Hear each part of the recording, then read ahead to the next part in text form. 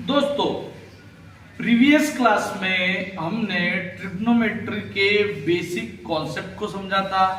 हमने लाल बटा कक्का वाला सूत्र देखा था और एक क्वेश्चन सॉल्व किया था।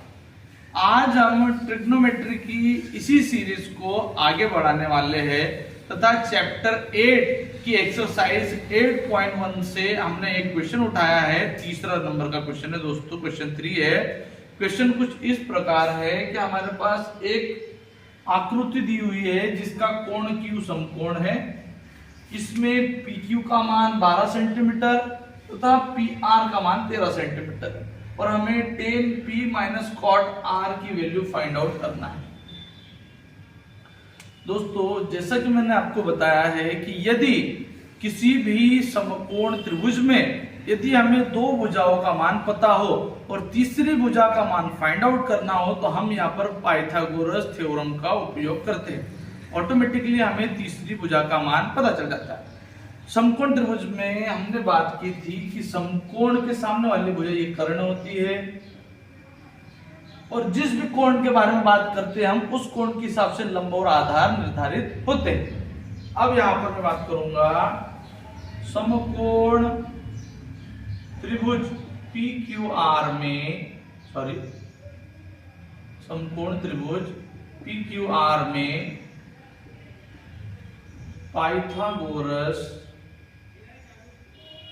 प्रमेय से पाइथागोरस प्रमेय लगा देंगे। पाइथागोरस प्रमेय होता है दोस्तों कर्ण का वर्ग इज इक्वल टू लंब का वर्ग प्लस आधार का वर्ग। कर्ण हमारे पास यहां पर दिया है, कर्ण है हमारा PR का वर्ग, लंब है हमारा PQ का वर्ग प्लस आधार है हमारा QR का वर्ग। PR की वैल्यू हमें दी है दोस्तों 13 का स्क्वायर, PQ की वैल्यू दी है हमारे पास 12 का स्क्वायर प्लस QR की वैल्यू दी है हमको नहीं दी है, QR की वैल्यू हमें फाइंड आउट करना है। आइए दोस्तों इससे आगे सॉल्व करते हैं। 13 का जो स्क्वायर है वो होता है 169 इज इक्वल टू 12 का स्क्वायर होता है 144 प्लस QR का स्क्वायर वैसा का वैसा। अब हमें QR का मान फाइंड आउट करना है तो मैं 144 का इधर पक्षांतर कर दूंगा तो ये हो जाएगा 169 और जैसे ही हम पक्षांतर करते हैं तो ये जो संख्या है इसका चिन्ह उल्टा हो जाएगा तो ये हो जाएगा -144 इज इक्वल टू QR का स्क्वायर। अब QR का स्क्वायर इज इक्वल टू 169 में से 144 गए तो बचे 25 QR। जब मैं स्क्वायर का पक्षांतर करता हूं तो वो करनी बन जाता है और QR 25 का वर्गमूल 5 होता है। अर्थात हमने यहाँ पर QR की वैल्यू जो फाइंड की वो है 5 सेंटीमीटर। QR की वैल्यू 5 सेंटीमीटर है और QR की वैल्यू फाइंड आउट करने के लिए मैंने यहाँ पर समकोण त्रिभुज में पाइथागोरस प्रमेय का यूज किया। आई होप दोस्तों आपको यह अच्छे से समझ में आया है। अब हम हमारे क्वेश्चन पर चलते हैं दोस्तों।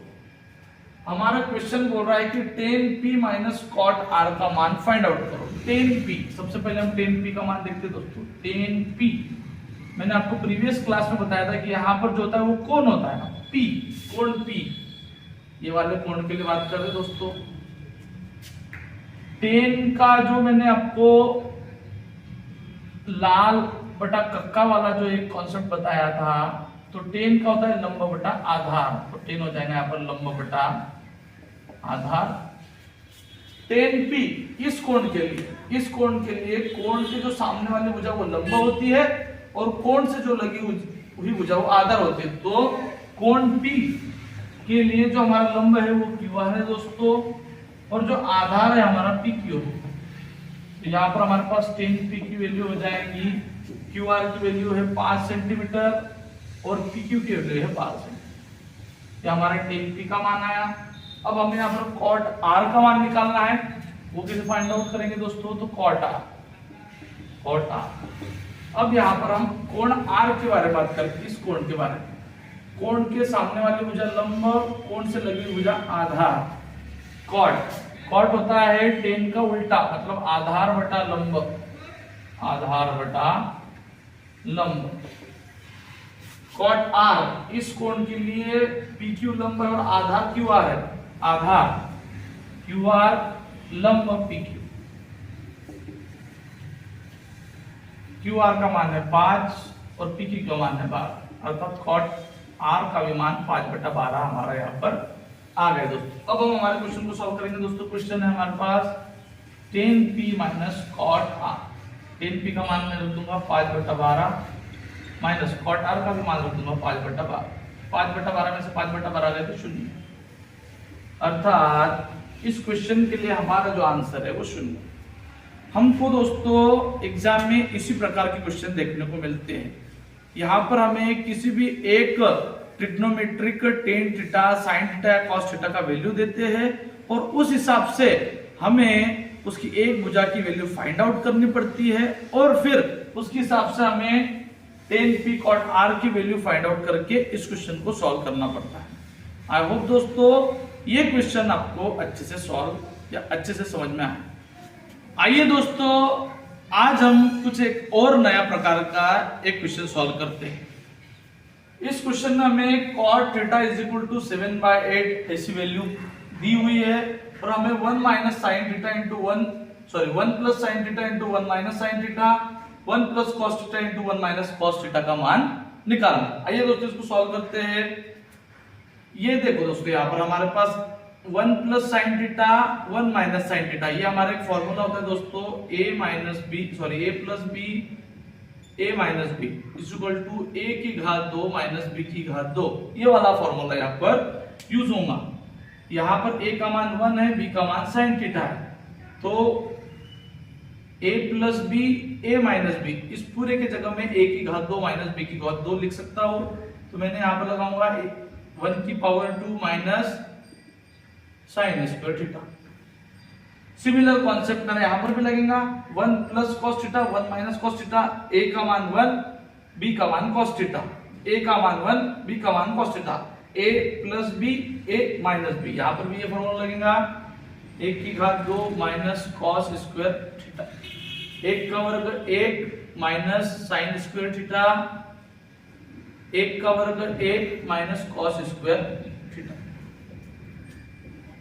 दोस्तों ट्रिग्नोमेट्री में हमारा जो एक सिंपल सा एक फॉर्मूला होता है sine square theta plus cos square theta is equal to 1। इस फॉर्मूले से हम दो फॉर्मूले और बना सकते हैं। साइन स्क्वायर थीटा का हमने पक्षांतर कर दिया तो कॉस स्क्वायर थीटा बराबर 1 माइनस साइन स्क्वायर थीटा, और अगर कॉस स्क्वायर थीटा का पक्षांतर कर दिया तो दूसरा हमारा फॉर्मूला बन जाता है साइन स्क्वायर थीटा बराबर 1 माइनस कॉस स्क्वायर थीटा। अब हमारे इस समीकरण में हमारे पास 1 माइनस साइन स्क्वायर थीटा दिया, 1 माइनस साइन स्क्वायर थीटा के जगह में पूरा का पूरा कॉस स्क्वायर थीटा लिख सकता हूं अपॉन में यहां पर 1 minus cos square theta, 1 minus cos square theta के जगह में साइन स्क्वायर थीटा यहां पर लिख सकता हूं दोस्तों। Cos square theta upon sine square theta, ये कॉट स्क्वायर थीटा होता है दोस्तों, कॉट स्क्वायर थीटा। अब हमें कॉट थीटा की वैल्यू यहां पर दी है, कॉट थीटा की वैल्यू है 7/8 और इस पूरे काम को स्क्वायर करना है। 7 का वर्ग होता है 49 और 8 का वर्ग होता है 64, अर्थात यही हमारे इस क्वेश्चन का आंसर। इतना सिंपल क्वेश्चन था दोस्तों ये कुछ अलग टाइप का क्वेश्चन था। इसमें हमारे पास एक कॉट थीटा की वैल्यू दे दी है और एक क्वेश्चन पुट किया है। सबसे पहले हमको इस क्वेश्चन को सॉल्व करना है, फिर हमारे पास कॉट स्क्वायर थीटा की वैल्यू आ जाती है। कॉट थीटा की वैल्यू हमारे को दी है, वहां पर हम कॉट थीटा की वैल्यू पुट करते हैं, उसको स्क्वायर करते हैं और हमारे पास आंसर आ जाता है। आई होप दोस्तों ट्रिग्नोमेट्री के ये जो क्वेश्चन है आपको अच्छे से समझ में आ रहा है। ट्रिग्नोमेट्री में कुछ महत्वपूर्ण सूत्रों का पूरा गेम होता है दोस्तों। यदि आपको सूत्र अच्छे से याद है तो आप ट्रिग्नोमेट्री के क्वेश्चन को चुटकी में कर सकते हैं। यदि आपको ये वीडियो अच्छा लगा तो वीडियो को शेयर जरूर करें दोस्तों, कमेंट जरूर करें। Thank you.